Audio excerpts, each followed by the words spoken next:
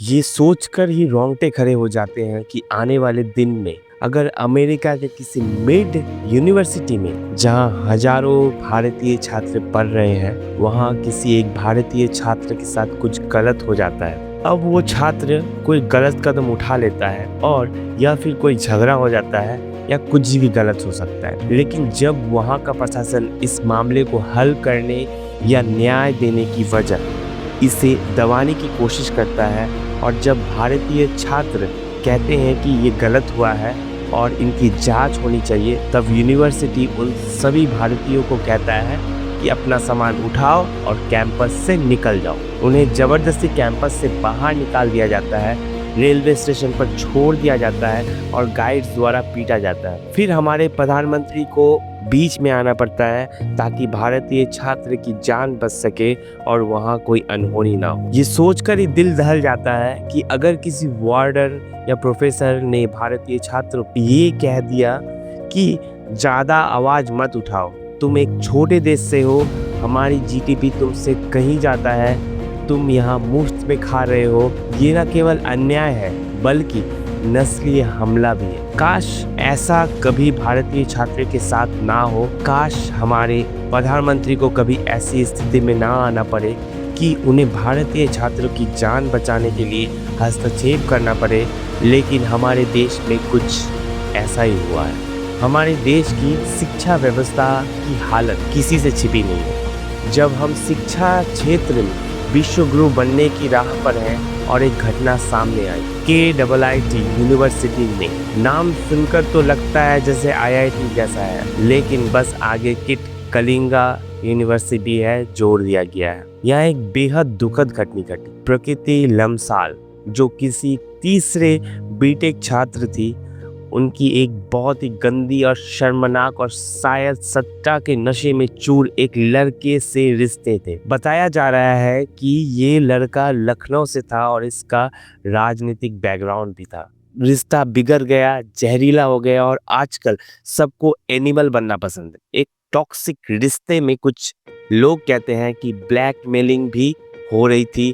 इसके बीच जो बातचीत थी उन्हें कुछ अंश सुनने लायक भी नहीं। जब लड़की ने यूनिवर्सिटी में शिकायत की तो यूनिवर्सिटी ने कोई एक्शन नहीं लिया और आखिरकार 16 फरवरी की रात जब कैंपस में एक कंसर्ट चल रहा था, इस लड़की ने अपनी जान ले ली। ये कोई नई बात नहीं है, ऐसी घटनाएं हमारे कैंपसों में लगातार होती रहती हैं, लेकिन देशभक्त का मुद्दा ये नहीं है। पहले से ही हमारे देश की एक समस्या है। असली सवाल ये नहीं है कि यूनिवर्सिटी ने इसके बाद जो किया वो एक नया परंपरा स्थापित कर रहा है। कैसे इस पूरे मामले को दबाने की कोशिश की गई और क्यों दबाने की कोशिश की गई? क्योंकि जिस लड़के पर आरोप था वो उत्तर प्रदेश के एक भाजपा नेता मनोज श्रीवास्तव का बेटा है। क्या इसीलिए इस लड़के को बचाया जा रहा था? यूनिवर्सिटी में बाउंसर बुलाए गए, गाइड्स बुलाए गए, छात्रों को पीटा गया। क्यों? क्योंकि उनका कसूर सिर्फ इतना था कि उन्होंने प्रशासन की इस दबाने की नीति के खिलाफ आवाज उठाई थी। छात्र कह रहे थे प्रशासन ने अपनी लड़की के शव को, मतलब डेड बॉडी को अपने कब्जे में ले लिया। उसके माता पिता के आने से पहले ही पोस्टमार्टम कराने की कोशिश की और छात्रों को विरोध करने से रोका। यहाँ तक कि आरोपी लड़के को बचाने की कोशिश हुई। जब छात्रों ने रोका, प्रदर्शन किया, तो जैसे कि आजकल आतंकवादी जैसे अपराध मान लिया जाता है, तब प्रशासन को मौका मिल गया, छात्रों के खिलाफ एक्शन लिया गया। सबसे पहले तो यूनिवर्सिटी ने कुछ छात्रों को कैंपस से निकालने का आदेश जारी कर दिया। आदेश दिया गया कि आज ही अपने हॉस्टल खाली करो और फिर छात्रों को बसों में भरकर कटक रेलवे पर छोड़ दिया गया। देश की हालत ऐसी हो गई कि जब यूनिवर्सिटी भी सरकार से सीखने लगी कि आवाज कैसे दबाई जाती है। लेकिन यहाँ एक सबक है, जब अन्याय होता है तब आवाज उठाना जरूरी है। छात्रों ने आवाज उठाई, उन्होंने digital media, main stream media, राजनीति पर हर जगह अपनी बात पहुंचाई। फिर स्थिति ऐसी बनी कि नेपाल के प्रधानमंत्री को ट्वीट करना पड़ा, डिप्लोमेटिक चैलेंजेस एक्टिविटी करने पड़े। नेपाल स्टूडेंट्स यूनियन ने भारतीय एम्बेसी के सामने प्रदर्शन किया। अगर नेपाली छात्रों ने आवाज ना उठाई होती तो यूनिवर्सिटी इस मामले को आसानी से दबा देती। सोशल मीडिया पर जब ये मामला वायरल हुआ तो सबको समझ आया कि हमारे छात्र तंत्र में कितनी गहराई समस्या है।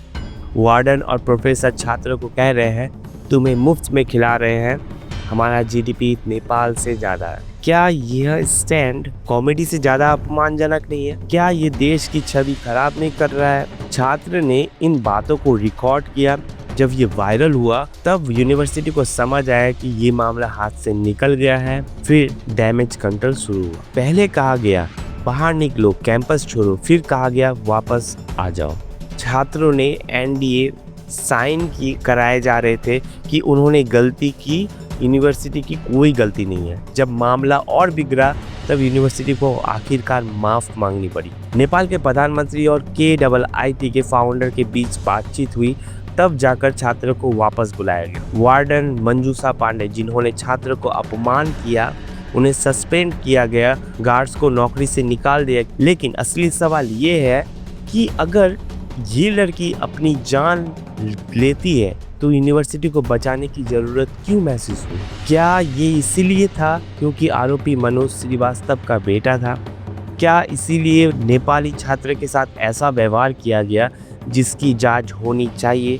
जो लोग कह रहे थे कि हम तुम्हें खिला रहे हैं, क्या 20-22 लाख रुपए की फीस छात्र मुफ्त में दे रहे हो? अब मंजूषा पांडे माफ़ी मांग रही है, लेकिन लोग उन्हें माफ़ करने के लिए तैयार नहीं है। जब लड़के की जांच होनी चाहिए, क्या ब्लैकमेलिंग का आरोप सही था? इस मामले में तेज गति से सुनवाई होनी चाहिए। यूनिवर्सिटी ने मामले को दबाने की कोशिश क्यों की? छात्र को जबरन क्यों निकाला? इस पर पुलिस एक्शन कब लेगी? अगर supreme court stand up comedy पर संज्ञान ले सकता है तो क्या ये मामले पर कोई कार्रवाई होगी? आज अन्याय नेपाली छात्रों के साथ रुका, लेकिन न्याय अभी बहुत दूर है। आरोपी लड़के पर जांच होनी चाहिए और ये केस फास्ट ट्रैक कोर्ट में जाने चाहिए, तभी सच्चाई सामने आएगी। Thank you. जय हिंद, जय भारत।